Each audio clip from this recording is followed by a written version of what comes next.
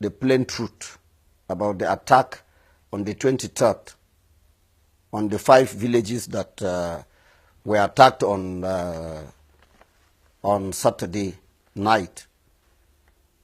We make calls. Even the STF commander was fully informed. He did not send his men there. What he told us was his men are already there. When I went there, I saw about 4 civil defense, 4 mopols.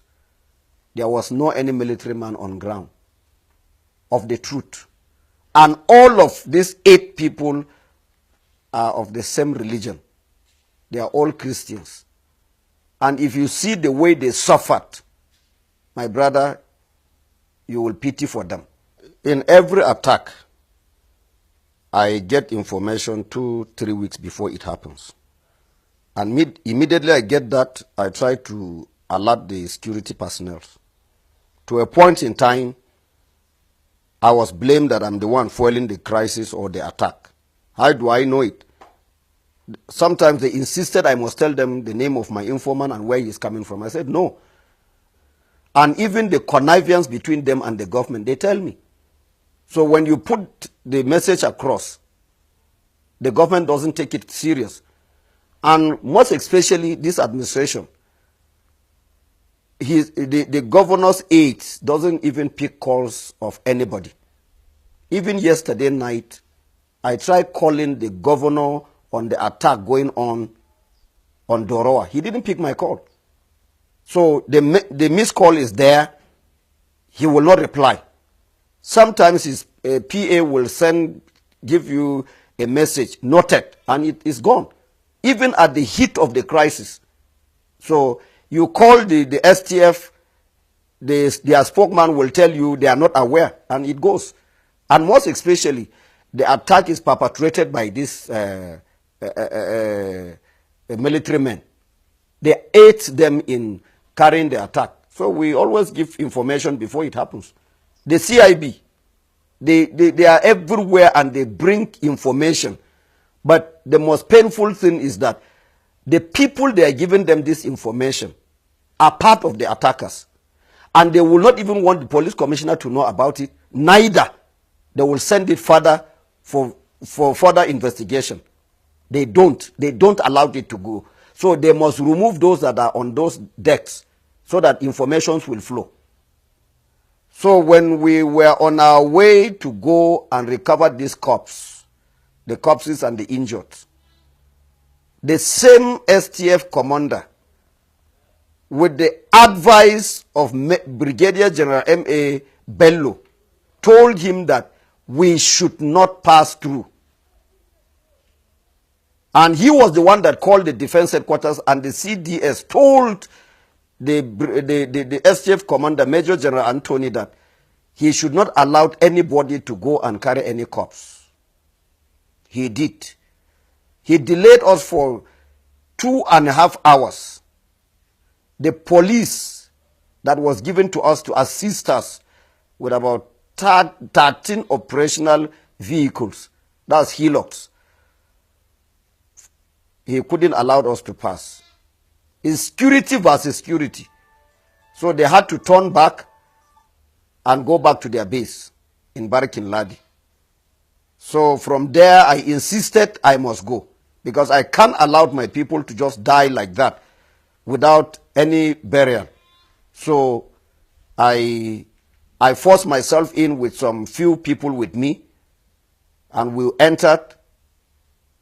Immediately we were approaching the villages.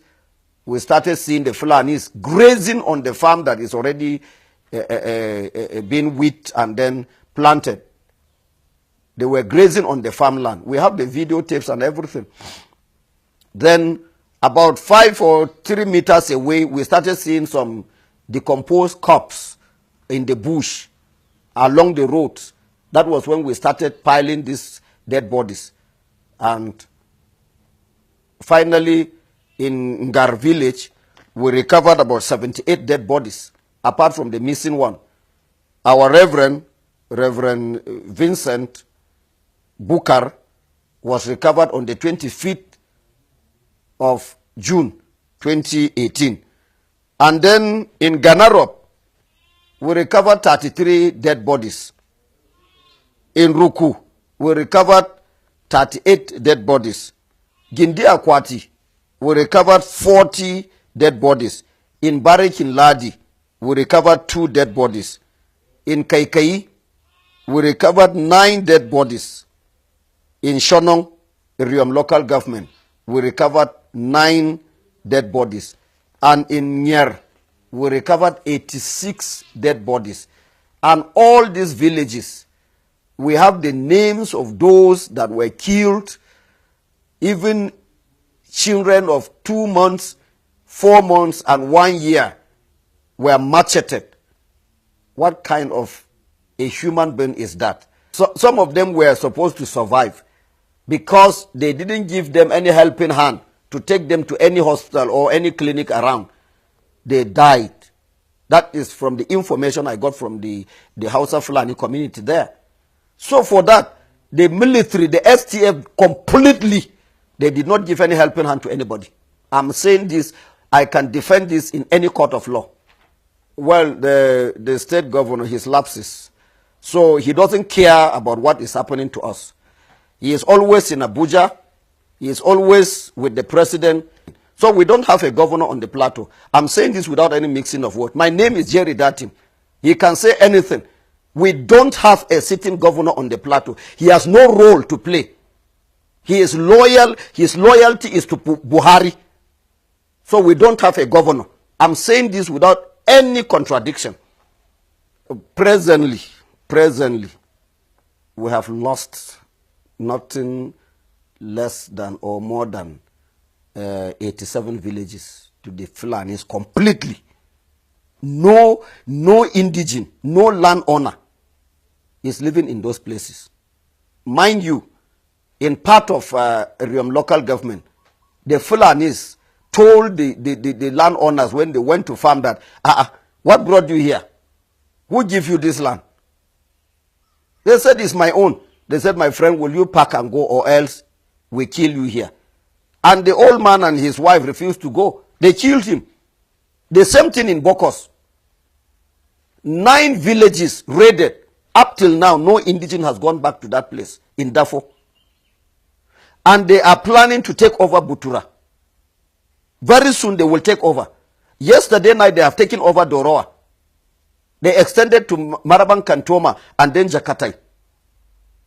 So if really the federal government wants peace, for us to live in peace, they should ask these Fulanis to vacate those villages that has been taken over by them with immediate effect. If they really want us to live in peace, they should ask the Fulani to vacate all these places that they have occupied, that it has become their territory. We have one traditional ruler who is taking care of us, who is our voice, is Aku Uka of Wukari. But the rest, we don't have traditional rulers. I will say this without any mixing of words. Reason is because they have been politicized. They go along with the government of the day. And they are all under Buhari. He gives them instruction. He paid them their salaries, and that is all.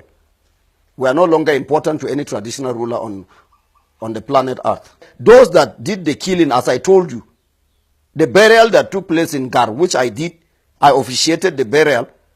It was the same Fulanis and the Hausa community within there that helped me in digging the grave. And they know the perpetrators. They know them. They saw their guns. And nobody was arrested. But for some of our boys who were carrying cutlasses, they were arrested. So you cannot arrest a militia that is trained by federal government. You can't arrest them because they are the ones that send them. Like Maiduguri, Borno and Yobe, Adamawa, they have civilian JTF. Can you arrest civilian JTF? You can't. So they are part and parcel of the military. So you cannot touch your colleagues. But the soldiers can arrest, they can harass police, but they cannot harass the Fulanis. Everybody knows that the military are part of the problem. If they remove security, if they remove the STF or JTF, wherever they are today in this country, we will live in peace.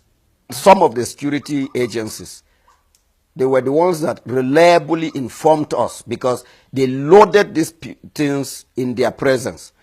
And these uniforms are already in Plateau. And they are with the Fulanis. I will tell you that Brigadier General Bello was the one that went to distribute this uniform. He used his military hillocks to disburse these uniforms in those villages that were attacked on Saturday and Sunday, and that of yesterday night, Monday night. So General Bello is fully aware. If he can be arrested and then questioned, he will tell them where he kept the uniform and how he distributed them. Whenever they come, any commander that come here, he is coming to make his billions and go away. The Fulanis are giving them cows. I remember what do you call it? My contact with T.C. Ude, General T.C. Ude. He detained me for 5 weeks. He collected cows from the Fulanis. The day he moved the cows from Plateau to his village, that was the day I made my call, and he was retired. Voluntarily, by force. The same thing all of them are doing. They will tell you they are Christians. General Anthony is speaking with the Sultan. He takes directive from Sultan direct. Because Bello is here on a mission. What kind of a country is that? People, the whole world have spoken about the combination of the army chiefs.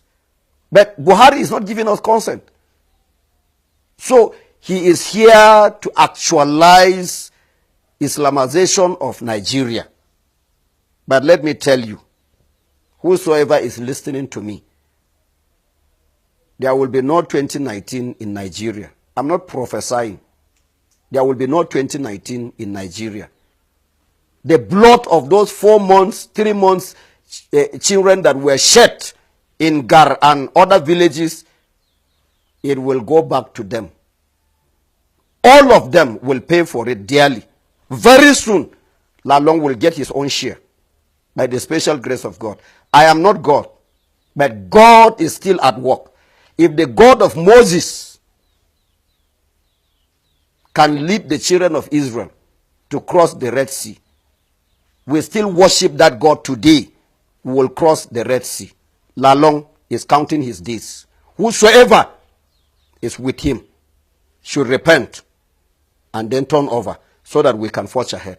God bless you.